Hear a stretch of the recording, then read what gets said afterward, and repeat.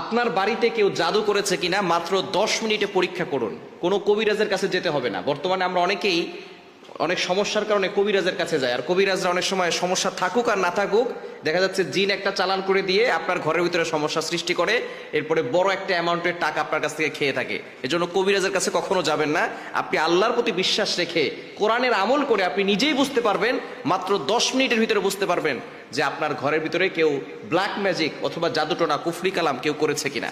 এ বিষয়ে আমরা যেই বিষয়টি ফলো করব, আমাদের আশেপাশের যে মানুষগুলো আছে তারাই কিন্তু আমাদের উপরে ব্ল্যাক ম্যাজিক করে, জাদুটোনা করে, কুফরি কালাম করে।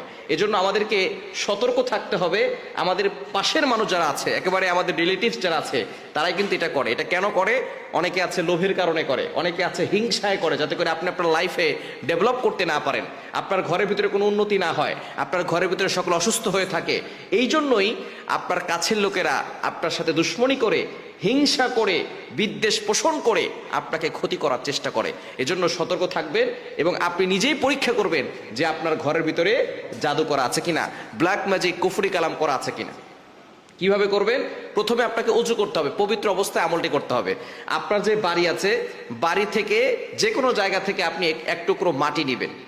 মাটি নেওয়ার পরে আপনি অবশ্যই সেই মাটিটা ঘ্রাণ ভালো করে শুকে নেবেন, যে ঘ্রাণটা কেমন। আপনি কোনো সেন্ট বা কোনো আতর সেখানে না দিয়ে আপনি দেখবেন যে সেখানে ঘ্রাণটা কেমন। এরপরে আপনি সূরা ফালাক এবং সূরা নাস অবশ্যই শুদ্ধ করে কোরআন পড়তে জানতে হবে। যদি আপনি অশুদ্ধ করে কোরআন পড়েন তাহলে কিন্তু আপনার গুনাহ হবে এবং এই আমলে কোনো কাজ হবে না। যারা শুদ্ধ করে পড়তে পারে, যদি আপনার পাশে মসজিদের ইমাম সাহেব থাকেন তাকে নিয়ে আসবেন, সূরা ফালাক এবং সূরা নাস বিসমিল্লাহ সহকারে 7 বার করে পড়বেন। এরপরে সূরা বাকারার একটি আয়াত, 1 নম্বর পারার 15 নম্বর পৃষ্ঠার 1 থেকে 9 নম্বর লাইন পর্যন্ত, এই আয়াত হচ্ছে সূরা বাকারার 102 নম্বর আয়াত। আয়াতটি একটু লম্বা, 9 লাইনের একটি আয়াত, অর্থাৎ আয়াতটি একটু লম্বা আছে। ওয়াত্তাবাউ মা তাতলু শায়াতিন আলা মুলকি সুলাইমান ওয়া মা কাফারা সুলাইমান ওয়ালাকিন্না শায়াতিন কাফারু ইউআল্লিমুনা আন-নাসা আস-সিহর ওয়া মা উনজিলা আলাল মালাকাইনি বিবাবিল হারুত ওয়া মারুত ইলা আখিরিল আয়াত। আয়াতটি যেহেতু লম্বা